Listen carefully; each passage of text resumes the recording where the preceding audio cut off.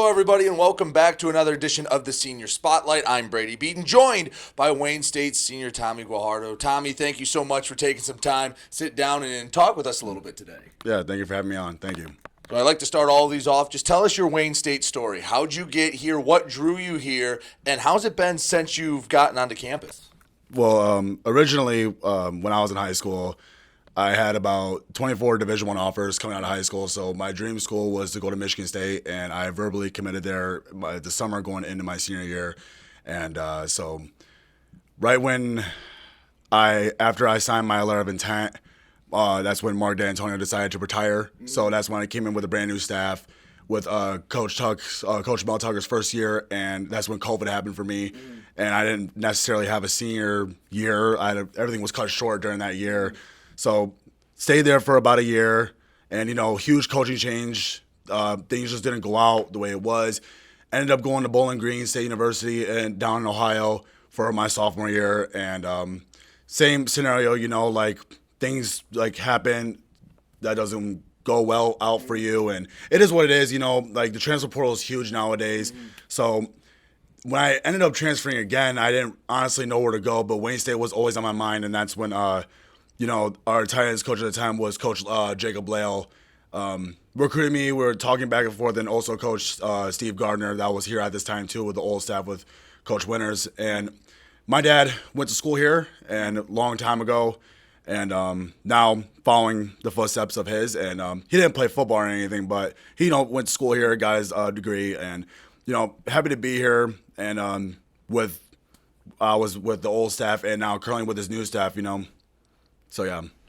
When your dad comes back, does he just marvel at how much different it is? Because even since I got here 10 years ago when I first stepped on campus, it looks a world of difference. I know you talk to guys that played in the 90s or around in the early 2000s. It looks it looks like a different planet. Does he get a little bit of like, wow, look how far this place has come? Oh, yeah. He always tells me that all of his classes were either at Manukian or Old Main. And now that ever since he comes back, like there's brand new buildings everywhere and like brand new apartments everywhere and stuff. So he does say like it's gotten a lot nicer, and like the renovations of this place has gotten a lot better.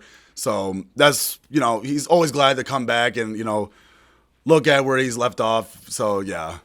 So you've bounced around. You've been in a lot of different locker rooms, seen a lot of different environments in college football. What is it about Wayne State that kept you here, that wanted you to finish your degree here and graduate a Warrior? Well, all throughout my college football career, it's been a whirlwind of emotions and a lot of ups and downs. I probably learned maybe 4 or 5 different offensive playbooks, going through college. And, I'm grateful to learn a whole bunch of different types of offenses.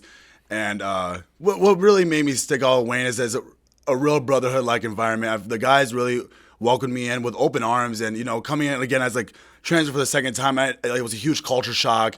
And everything was just different. Like that's what I'm used to, adapting and adjusting to different areas and environments, and with culture too.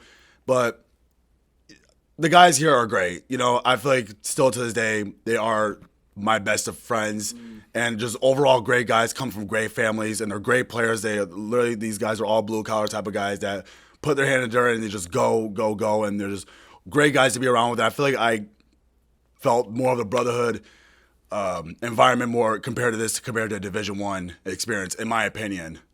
So you've, like you said, been around a lot of locker rooms. You've seen guys that are future NFL players. You've seen guys that, hey, they're here to get a degree and use this as an avenue. What's the advice you pass on to the younger guys when they talk to you and ask about your experience? What's the one thing you like to pass on down? What I like to pass on down is to always remember your why when you're playing the sport. I feel like a lot of guys get lost in the moment, and sometimes they take this for granted and they don't realize how fast this really goes by. Like, it still feels like yesterday when I was moving into Case Hall in East Lansing and it was COVID, there was no one on campus. And so what I would like to tell these freshmen is that, like, remember your why and always battle through adversity, because there's going to be a lot of days when you're down. There's going to be a lot of days where you really do doubt yourself, but you have to remember why you're there in the first place, where you're one of the only few kids at your high school that actually get to make it out and represent your last name, represent your family, also represent your hometown. And I think they don't really understand that.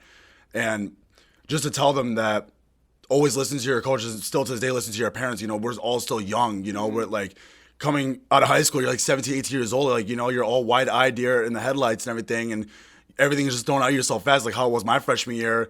And, you have to grow up quick. You just got to learn how to mature quick and just lean on the older guys and just get the best advice and, yeah.